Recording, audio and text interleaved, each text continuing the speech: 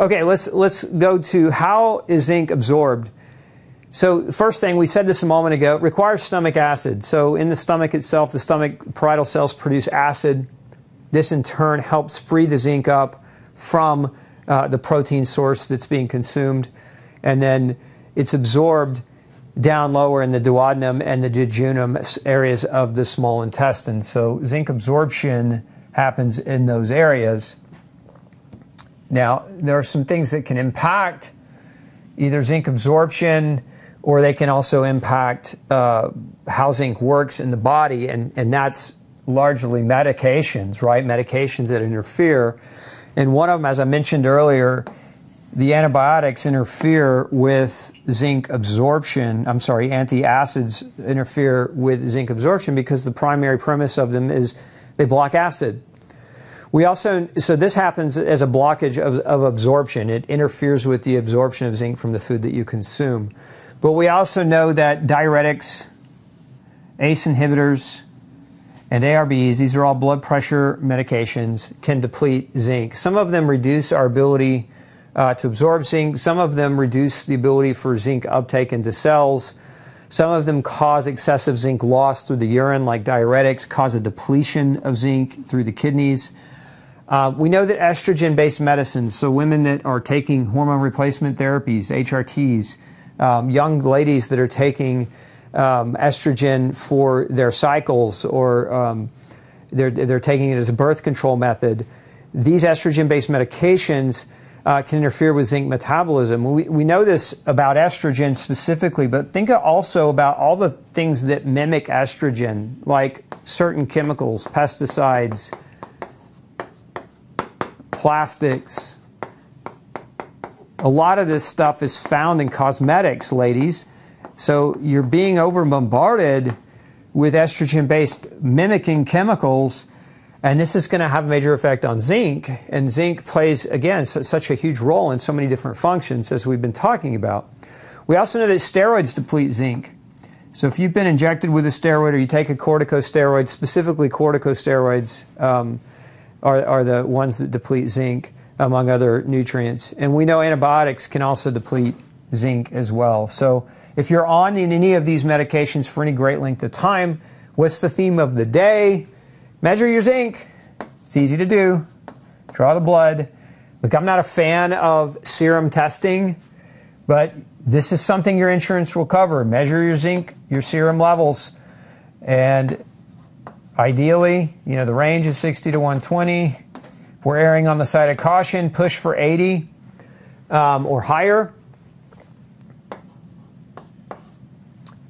If you're doing these kinds of things, you need to be prophylactic with, you know, if you're going to take these things, which, you know, my fundamental question mark with any medication is, why do you need a drug for the rest of your life? If the doctor doesn't know why you're sick, how does he know that a drug for the rest of your life is the solution? And the fact of the matter is they don't. So they're just trusting that the medicine is going to do its job, but these things don't come without consequence. In this case, zinc deficiency and the side effects of zinc deficiency that can potentially come with it. Okay, let's talk about some other diseases linked to zinc deficiency. We've kind of talked about some of these things already, so some of this is going to be a little bit of overlap, but a lot of it's new. So one of the diseases linked to zinc deficiency is acne. A lot of disease of the skin, but acne is one of those that we see very common. Now, a lot of people are put on this drug called Accutane when they have acne. Accutane is a synthetic vitamin A, and actually is responsible for thousands of deaths a year. It's, in my opinion, a very dangerous medication. But Accutane, what did we say earlier about zinc? We said zinc produces retinol binding protein, which carries vitamin A through the blood to where it needs to go. And so this is one of the reasons why zinc deficiency is linked to acne, because it's responsible for helping vitamin A make it to the skin, and vitamin A deficiency is a contributing factor as well. That's why they use synthetic vitamin A to treat it. but you can use higher doses of vitamin A naturally. I think a lot of people are deficient in vitamin A in the U.S.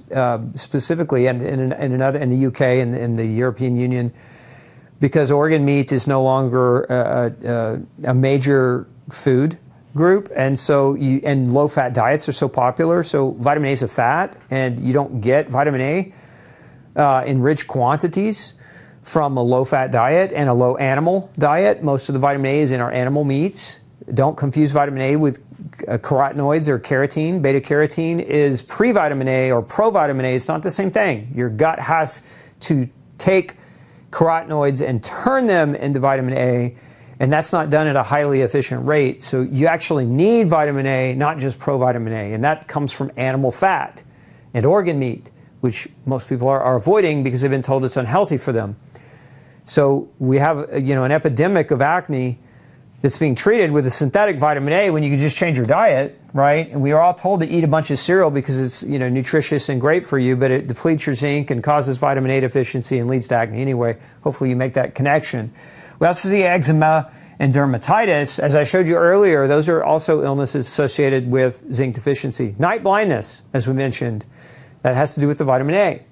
Increased risk of infections and death, diarrhea, depression, failure to thrive in children if you're not growing, infertility in both men and women, bone loss, chronic soft tissue injury with slow healing. There's, in this regard, there's a particular lab test. So you can do serum zinc testing, but there's another lab test called ALP.